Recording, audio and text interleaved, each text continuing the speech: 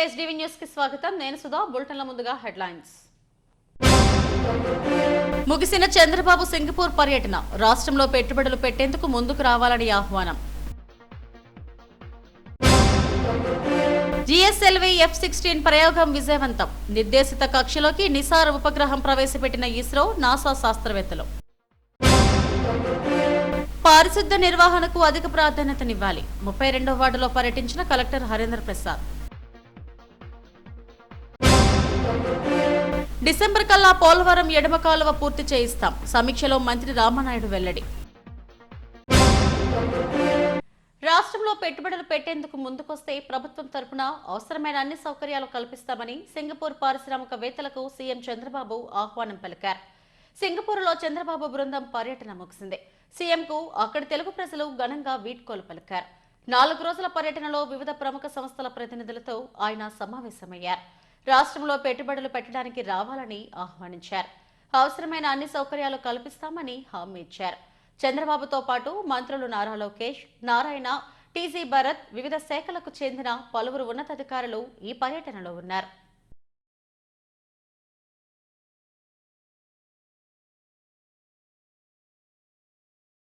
అంతరిక్ష రంగంలో భారత్ మరో కీలక ముందడుగు వేసింది.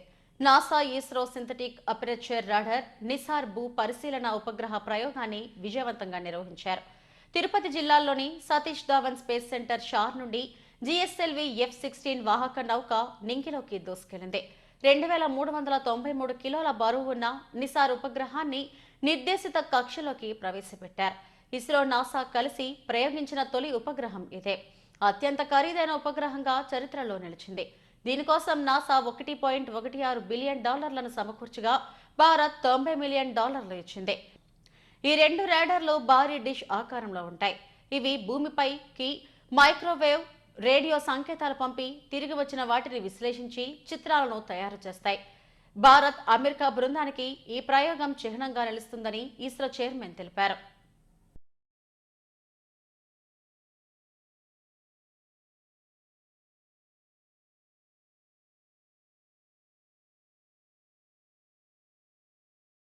పారిశుద్ధ నిర్వహణకు, ప్రజల ఆరోగ్యానికి ప్రాధాన్యత ఇవ్వాలని, ఆ దిశగా సేవలను మెరుగుపరచాలని జిల్లా కలెక్టర్ హరీంద్ర ప్రసాద్ సంబంధిత అధికారులను ఆదేశించారు. జీవీఎంసీ 32వ వార్డులో స్థానిక కార్పొరేటర్ కాంతుల నాగరాజుతో కలిసి ఏడుగుళ్లు, నేరెళ్ల కోనేరు, అల్లిపురం మార్కెట్ ఏరియా తదితర ప్రాంతాల్లో పర్యటించారు. అక్కడి పరిస్థితులు, పారిశుద్ధ నిర్వహణ తీరు, ప్రజలకు అందుతున్న వైద్య సేవలు, ఇళ్ల సమస్యలను అడిగి తెలుసుకున్నారు. స్థానికులతో వివిధ అంశాలపై మాట్లాడారు. ఆరోగ్యంపై శ్రద్ధ వహించాలని, పరిసరాలను శుభ్రంగా ఉంచుకోవాలని సూచించారు. వైద్యపరమైన పరీక్షలు క్రమం తప్పకుండా చేయాలని, వీధులు, కాలువలను ఎప్పటికప్పుడు శుభ్రం చేసి దోమలు వ్యాప్తి చెందకుండా ఫాగింగ్ చేయాలని సూచించారు. స్థానికులు ఏళ్ల తరబడి ఇక్కడే నివసిస్తున్నారని, గృహ సదుపాయం కల్పించాలని కోరారని కలెక్టర్ అన్నారు. ప్రభుత్వం దృష్టికి ఈ సమస్యను తీసుకెళ్లి పరిష్కరిస్తారని చెప్పారు. కలెక్టర్ తమ వార్డులో పర్యటించడం ఆనందంగా ఉందని కార్పొరేటర్ కందుల నాగరాజు అన్నారు. ఇక్కడ సమస్యలపై సానుకూలంగా స్పందించారని చెప్పారు. ఎన్నో అంశాలను కలెక్టర్ దృష్టికి తీసుకెళ్లామని తెలిపారు. విశాఖపట్నం నగరంలో 32వ వార్డు ఏడుగుడ్లు ప్రాంతానికి రావడం జరిగింది. ఇక్కడ స్థానిక కార్పొరేటర్ వారిలో చొరవతో ఇక్కడ ఉన్న ప్రజలు పడే ఇబ్బంది గురించి తెలుసుకోవడం జరిగింది. దాదాపు 60 మంది కుటుంబాలు చాలా కాలం నుంచి, దాదాపు 78 సంవత్సరాల నుంచి ఇక్కడే ఉంటున్నాము. మాకు సరైన ఇల్లు సదుపాయాలు లేదు, అదేవిధంగా మరుగుదొడ్లు కానీ వివిధ సదుపాయాలు కానీ లేదని ఇప్పుడే చెప్పడం జరిగింది. డెఫినెట్గా ఇది ప్రభుత్వం దృష్టికి తీసుకువెళ్ళి త్వరలో పరిష్కారం చేసే విధంగా చర్యలు తీసుకోవడం జరుగుతుంది. ఎవరు అయితే ఈ ప్రైవేట్ ఓనర్స్ ఉన్నారో వాళ్ళతో కూడా మాట్లాడి వాళ్ళకు ఎటువంటి హక్కు ఉంది, దాన్ని ఎటువంటి విధానంలో పరిష్కారం చేసి ఇక్కడ ఉన్న స్థానికులకి న్యాయం చేసే విధంగా చర్యలు తీసుకోవడం జరుగుతుంది. ఈ సందర్భంగా తెలియజేస్తున్నాను. నాకు చాలా సంతోషం. వారికి ముందుగా ధన్యవాదాలు, కృతజ్ఞతలు తెలియజేసుకుంటున్నాం. అదే సందర్భంలో 32వ వార్డులో ఏడుగుళ్ళు, నేరల కోనేరు, అల్లిపురం మార్కెట్ ఏరియా అంతా కూడా పరిశీలించి, సందర్భంలో 32వ వార్డులో ఏడుగుళ్ళు, నేరల కోనేరు, అల్లిపురం మార్కెట్ ఏరియా అంతా కూడా పరిశీలించి, ముఖ్యంగా ఏడుగుల ప్రాంతం చూసి ఆయన చెలించిపోయారు. చాలా ఆయన చెప్పారు, ఏంటి ఇంత దారుణంగా ఉంటుంది అనుకోలేదు, నేను రావడం చాలా మంచిదైంది అన్నారు. నిజంగా నాకు చాలా సంతోషంగా ఉంది. మరి వాళ్ళ భవిష్యత్తు మారాలి, వాళ్ళ తలరాత మారి వాళ్ళకు ఉన్నతమైన స్థానంలోని వాళ్ళకి పక్కా ఇల్లు కట్టించి ఇవ్వడం కోసం ఆయన గట్టిగా ప్రయత్నం చేస్తానని చెప్పారు. దానికి మేము వారి కలెక్టర్ గారికి ధన్యవాదాలు తెలియజేసుకుంటున్నాం. ఎమ్మెల్యే గారు కూడా రావాల్సింది, ఆయనకి ఏదో పనుండి రాలేకపోయారు. ఆయన నోటీసులో కూడా ఉంది ఎమ్మెల్యే గారు. పోలవరం ఎడమ ప్రధాన కాలువ పనుల పురోగతిపై మంత్రి నిమ్మల రామానాయుడు వీడియో కాన్ఫరెన్స్ నిర్వహించారు. Irrigation special secretary Sai Prasad, adviser Venkateswararao, ENC Narasimhamurthy, ఆయా ప్రాజెక్టుల అధికారులు, ఏజెన్సీల ప్రతినిధులు పాల్గొన్నారు. డయాఫ్రమ్ వాల్ 25,238 చదరపు మీటర్లు పూర్తి చేసి 40% పురోగతి సాధించినట్టు చెప్పారు. డయాఫ్రమ్ వాల్ 373 ప్యానెల్స్ కు గాను ఇప్పటికే క్రిటికల్ గా ఉన్న 130 ప్యానెల్స్ పూర్తి చేశామన్నారు. పోలవరం ఎడమ కాలువ పనులు పూర్తి చేసి 2025 కల్లా ఉత్తరాంధ్రకు గోదావరి జలాలు తీసుకెళ్లేలా చంద్రబాబు లక్ష్యానికి అనుగుణంగా పనులు పూర్తి చేయాలని అధికారులను ఆదేశించారు. గత వైసీపీ పాలనలో పోలవరం ఎడమ కాలువకు ₹1 గాని తట్టమట్టి పనులు కూడా చేయలేదని మంత్రి విమర్శించారు.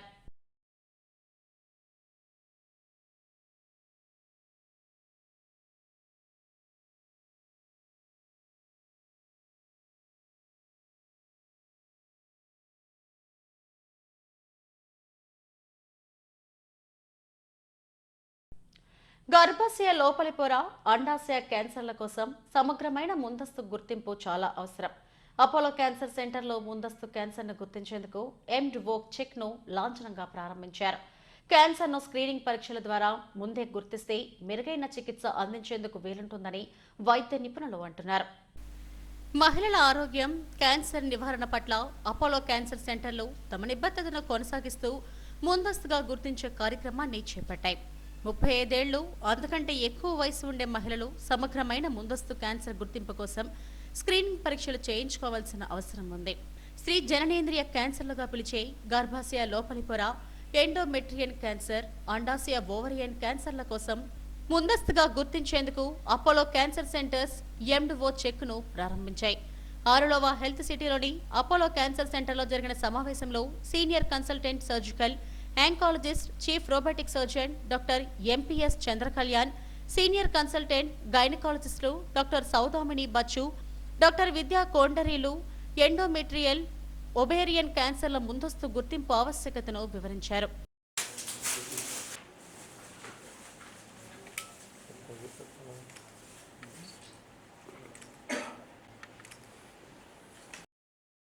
అపోలో క్యాన్సర్ సెంటర్లో గర్భాశయ, అండాశయ క్యాన్సర్లు ముందస్తు గుర్తింపు కోసం స్క్రీనింగ్ ప్రోగ్రాంను ప్రారంభించామని వైద్యులు తెలిపారు. భవిష్యత్తులో క్యాన్సర్ బారిన పడకుండా ఈ స్క్రీనింగ్ ఎంతగానో ఉపయోగపడుతుందని అన్నారు. ఎండోమెట్రియల్ క్యాన్సర్ గర్భాశయం లోపలి పొరలో ప్రారంభమవుతుందని చెప్పారు. అండాలు, స్త్రీ హార్మోన్లు ఉత్పత్తి చేసే అవయవాల్లో అండాశయ క్యాన్సర్ ప్రారంభమవుతుందని తెలిపారు. ముందస్తుగా సమస్యను గుర్తించడం, లక్షణాలపై అవగాహన పెంచుకోవడం కోసమే ఎండ్వో చెక్ను రూపొందించామన్నారు. స్త్రీలు అపోలో ఆసుపత్రికి వచ్చి స్క్రీనింగ్ చేయించుకోవాలని సూచించారు. సో ఇప్పుడు మనం ఒక మంచి కారణం కోసం ఇక్కడ ఉన్నాము. అపోలో హాస్పిటల్స్ వాళ్ళు గైనకాలజికల్ క్యాన్సర్ స్క్రీనింగ్ ప్రోగ్రామ్ అనేది ఆల్ ఓవర్ ఇండియా లాంచ్ చేస్తున్నారు. సో ప్రతి లేడీ కూడా వేరియస్ గైనకాలజికల్ ప్రాబ్లమ్స్ కానీ ఏదో ఒక కారణం చేత ఒక గైనకాలజిస్ట్ దగ్గర రావడం జరుగుతుంది. కడుపు నొప్పి, బ్లీడింగ్ ప్రాబ్లమ్ అను, వైట్ డిశ్చార్జ్ అని ఏదో ఒకటి. బట్ వాళ్ళకి అది క్యాన్సర్ కింద మారుతుంది అనేది ఐడియా చాలా తక్కువ ఉంటుంది. చాలా సింపుల్ ప్రాబ్లం అని చెప్పేసి పక్క తీసేస్తూ ఉంటారు. సో ఏదైనా కారణం చేత ఒక లేడీ మా దగ్గరకు వచ్చినప్పుడు ఆవిడకి క్లియర్గా ఆవిడలో ఉన్న రిస్క్ ఫ్యాక్టర్ స్క్రీనింగ్ అనేది మాకు చేయడానికి ఒక అవకాశం దొరుకుతుంది. Cancer or breast cancer or mouth cancer ఎక్కువ ఉండేవారు. బట్ ఎప్పుడు lifestyle related diseases like ఈ uterus cancer or ovary cancer incidence చాలా పెరిగి అవుతుంది. సెకండ్లీ ఏమవుతుంది కి అర్లియర్ లైక్ 5 years ముందు ఈ డిజీజెస్ అయితే యూజువల్లీ రిజల్ట్ బాగుండదు. లైక్ ట్రీట్మెంట్ ఆప్షన్స్ కూడా చాలా తక్కువ. ఐదర్ ఆపరబుల్ స్టేజ్లో ఉన్నాయితో రిజల్ట్ బాగానే అవుతుంది, అదర్వైజ్ లేదు. బట్ ప్రెజెంట్లీ ఇమ్యూనోథెరపీ, ఈవెన్ సర్జికల్స్లో మంచి రోబోటిక్ అండ్ హైపేక్ ఎట్సెట్రా అన్నీ చాలా డెవలప్ అయింది ట్రీట్మెంట్. ఈవెన్ మాలిక్యులర్ టెస్ట్ కూడా చాలా ఇంప్రూవ్ అయింది. ఈ ఎండోమెట్రియల్ అండ్ ఓవేరియన్ క్యాన్సర్. అయితే మనం అర్థం చేసుకోవాల్సింది ఏంటంటే మన దేశంలో ఇప్పుడు లేడీస్లో ఈ ఎండోమెట్రియల్ ఓవేరియన్ క్యాన్సర్ కూడా చాలా ఎక్కువగా కనిపిస్తున్నాయి. ఎండోమెట్రియల్ ఓవేరియన్ అంటే గర్భాశయ అండాశయ క్యాన్సర్లుగా మనం అర్థం చేసుకోవాలి. అయితే ఇవి ఎందుకు మనకి ఇంపార్టెంట్ అంటే చాలామంది ఇప్పుడు మనం చూసుకున్నట్లయితే రొమ్ము క్యాన్సర్ కానీ లేకపోతే నోటి క్యాన్సర్ కానీ మనకి చిన్నగా ఉన్నప్పుడే మనకు కనిపెట్టగలం, ఎందుకంటే బయటికి కనిపిస్తుంది గడ్డ ఏమన్నా ఉంటే. కానీ గర్భాశయ క్యాన్సర్ కానీ లేకపోతే అండాశయ క్యాన్సర్ కానీ ఏమైనా మొదలైనప్పుడు మనకి అది కడుపు లోపల ఉంటుంది కాబట్టి చిన్నగా ఉన్నప్పుడు మనం గుర్తించే అవకాశం చాలా తక్కువ. అనేది చాలా ముఖ్యమైనది. అండ్ మా గ్రూప్ లెవెల్లో కూడా మా చైర్మన్ సార్ విజన్ ఏంటంటే 2 aspects. 1 is prevention, preventive health checkups మీద చాలా ఫోకస్ ఉంటుంది. And everyone should get a preventive health check done. And cancer విషయంలో ప్రధానంగా మనం చూడవలసింది ఏంటంటే early detection, that saves lives. అది కాకుండా లేట్ అయ్యే కొద్దీ complications increases and mortality rates పెరుగుతూ ఉంటాయి. ఈరోజు ఇక్కడ మన ప్రోగ్రామ్ ఏంటంటే screening programme for endometrial cancer and also ovarian cancer. ఇది ఎందుకు అంటే ఫ్యూచర్లో ప్రాబ్లమ్స్ రాకుండా యూట్రస్ క్యాన్సర్ అంటే తల్లి తాలూకా గర్భాశయ క్యాన్సర్ మరియు అండాశయ క్యాన్సర్ అంటే ఓవేరియన్ క్యాన్సర్, యూట్రైన్ క్యాన్సర్ అది రాకుండా ప్రివెన్షన్గా ముందే ఏం చేయాలి అన్నది. అంటే క్యాన్సర్ అన్న వర్డ్ మనకు అసలు వద్దు, అది రాకుండా ఏం చేయాలి, దాని తాలూకా ముందు ఏం టెస్టులు చేయాలి అన్నదానికి ప్రోగ్రామ్ లాంచ్ చేసాము. అందరూ సిటీలో కానీ చుట్టుపక్కల ఏరియాస్ అందరూ వచ్చి అపోలో హాస్పిటల్కి వచ్చి ఈ స్క్రీనింగ్ ప్రోగ్రామ్ అందరూ మోర్ దెన్ 35 ఇయర్స్ అంటే 35 సంవత్సరాల తర్వాత అందరూ వచ్చి ఖచ్చితంగా టెస్టులు ప్రతి 6 నెలలకి సంవత్సరానికి ఒకసారి ఖచ్చితంగా టెస్టులు చేయించుకోవాలి. ఈరోజు అపోలో హాస్పిటల్స్ గ్రూప్ ఫీమేల్స్ ఆడవాళ్ళకి సంబంధించిన క్యాన్సర్ స్క్రీనింగ్ ప్రోగ్రామ్ అనేది లాంచ్ చేశారు. ఆడవాళ్ళకి వచ్చే endometrial cancer, ovarian cancer, breast cancer, cervical cancer అనేవి ఎర్లీ డిటెక్షన్ అనేది చాలా ఇంపార్టెంట్. వీటిల్లో మీకు సర్వైకల్ క్యాన్సర్ రాకుండా ప్రివెన్షన్ కూడా పాసిబిలిటీ ఉంది. ఇది సర్వైకల్ క్యాన్సర్ వ్యాక్సిన్ ద్వారా పాసిబిలిటీ ఉంది. తర్వాత స్క్రీనింగ్ ప్రోగ్రామ్ అంటే ఏంటంటే ప్రతి వాళ్ళు చేయించుకోవాల్సింది. ఇది ఎవరో క్యాన్సర్ వచ్చిన వాళ్ళు చేసుకునే ట్రీట్మెంట్ కాదు. హెల్తీగా ఉన్న వాళ్ళందరూ కూడా ఒక 35 ఇయర్స్ నుంచి ప్రతి సంవత్సరం ఈ స్క్రీనింగ్ ప్రోగ్రామ్స్ అనేవి తీసుకుంటూ ఉండాలి. వీటిల్లో మేము కొన్ని టెస్టులు ఎగ్జామినేషన్ చేస్తాం. మిమ్మల్ని హిస్టరీ పరంగా మీ ఇంట్లో వాళ్ళకి ఏమైనా క్యాన్సర్స్ ఉన్నాయా అలాంటివి అడుగుతాము. మీకు ఏమైనా సిమ్టమ్స్ ఉన్నాయా, అబ్నార్మాలిటీస్ ఏమైనా ఉన్నాయా, ఏమైనా డిశ్చార్జ్లు కానీ, అబ్నార్మల్ బ్లీడింగ్స్ కానీ, నొప్పి కానీ అలాంటివి ఏమైనా ఉన్నాయని అడుగుతాం. ఇది కాకుండా ఎగ్జామినేషన్ చేస్తాం. దీని తర్వాత కొన్ని టెస్టులు కూడా చేస్తాం. అలాగ అంటే ప్యాప్స్మియర్ అని, మ్యామోగ్రఫీ అని, అల్ట్రాసౌండ్ అని, టీవీఎస్ అంటే వెజైనల్ స్కాన్ అని ఇలాంటివి కొన్ని ఉంటాయి. వీటిల్లో ఇది చేయడం వల్ల ఏంటంటే నార్మల్గా ఉన్న వాళ్ళకి వెల్ అండ్ గుడ్. ఏమైనా సరే తేడా ఉంటే ఎర్లీగా డిటెక్ట్ చేస్తాం. ఇందులో మాకు ఏమైనా అనుమానం వస్తే చిన్న బయాప్సీ తీయడం అనేది, ఎఫ్ఎన్ఏసి చేయడం అనేది, ప్యాప్స్మియర్ ఇలాంటివి చేస్తాం. ఇలాంటివి చేయడం వల్ల మేము ఒక డిసీజ్ని ఎర్లీగా డిటెక్ట్ చేస్తాం. ఎర్లీగా డిటెక్ట్ చేసుకోవడం the motto of screening programme is early detection, less treatment, long survival and good quality of life. So మీరందరూ ఇది ఉపయోగించుకుంటారని ఆశిస్తాం. క్యాన్సర్ బారిన పడే మహిళలు ముందుగా గుర్తించకపోవడం వల్ల రోగ తీవ్రత పెరిగి ప్రాణాంతకమవుతుందని వైద్యులు అన్నారు. అవగాహన పెంపొందించుకొని ప్రతి ఒక్కరూ స్క్రీనింగ్ పరీక్షలు చేయించుకోవడం ద్వారా క్యాన్సర్ మహమ్మారి నుంచి బయటపడొచ్చని చెబుతున్నారు.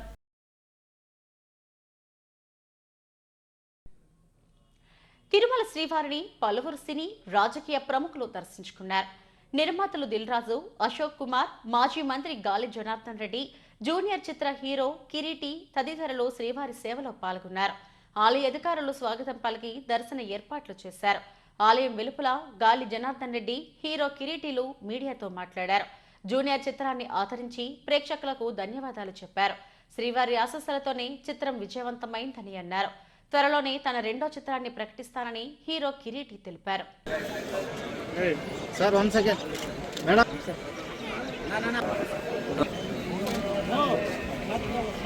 ఈ సినిమా మొదలయ్యేటప్పుడే నేను మొక్కునున్నాను, అద్భుతంగా సినిమా జరిగితే ఖచ్చితంగా వచ్చి దేవుడు ఆశీర్వాదం తీసుకుంటానని చెప్పేసి.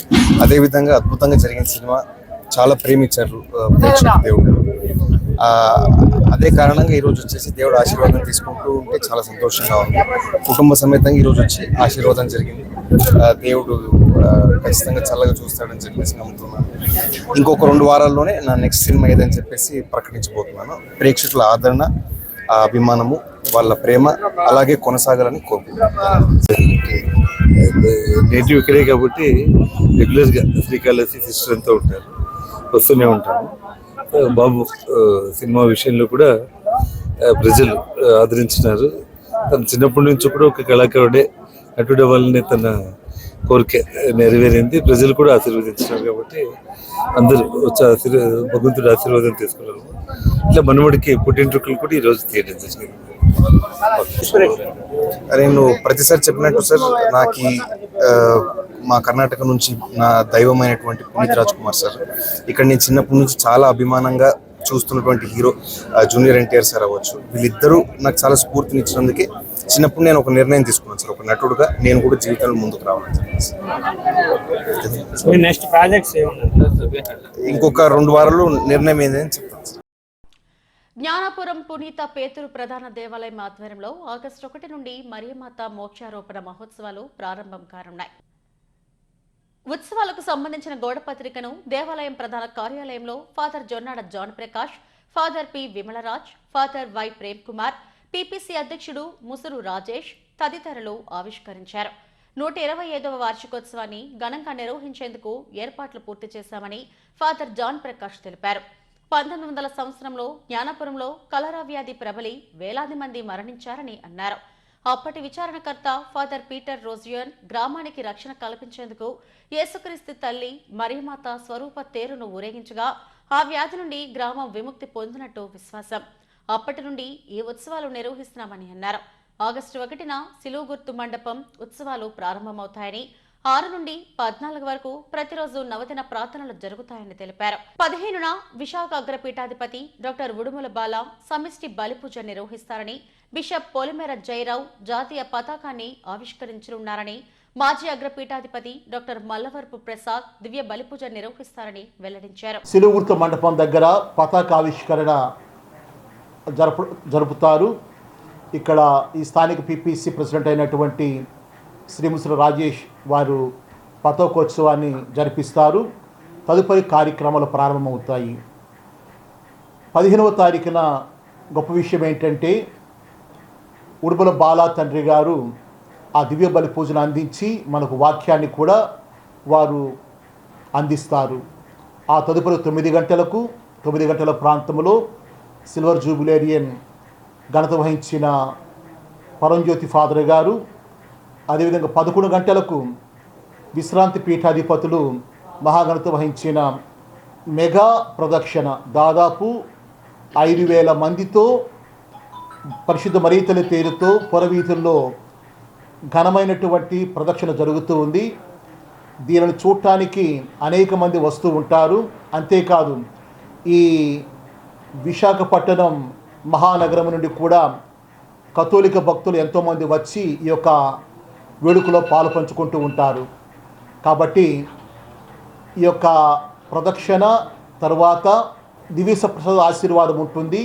ఆశీర్వాదాల్లో తర్వాత విజయవాడ నుండి వచ్చే ఘనత వహించిన గురుశ్రీ లాము జయరాజ్ ఫాదర్ గారు వాక్యోపదేశం చేసిన తర్వాత మరలా విశాఖ అగ్రపీఠాధిపతులు ఉడుముల బాలా తండ్రి గారి చేత చివరి ఆశీర్వాదం ఉంటుంది.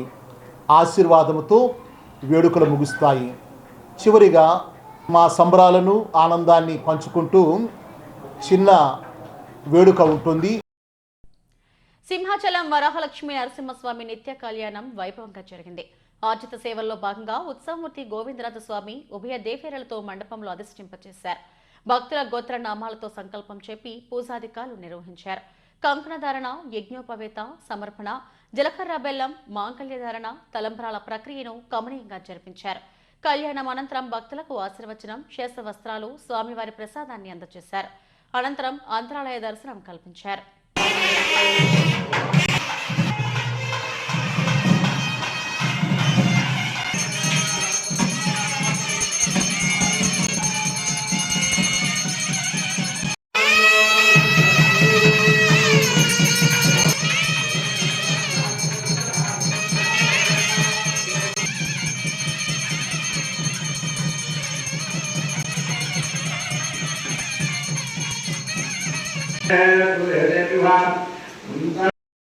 హెడ్లైన్స్ మరోసారి. ముగిసిన చంద్రబాబు సింగపూర్ పర్యటన, రాష్ట్రంలో పెట్టుబడులు పెట్టేందుకు ముందుకు రావాలని ఆహ్వానం. జిఎస్ఎల్వి F-16 ప్రయోగం విజయవంతం, నిర్దేశిత కక్షలోకి నిసార్ ఉపగ్రహం ప్రవేశపెట్టిన ఇస్రో, నాసా శాస్త్రవేత్తలు. పారిశుద్ధ నిర్వహణకు అధిక ప్రాధాన్యతనివ్వాలి, 32వ వార్డులో పర్యటించిన కలెక్టర్ హరీంద్ర ప్రసాద్. డిసెంబర్ కల్లా పోలవరం ఎడమ కాలువ పూర్తి చేయిస్తాం, సమీక్షలో మంత్రి రామానాయుడు వెల్లడి. ఇవి ఇప్పటివరకు నా బులెటిన్ అప్డేట్స్. నమస్తే.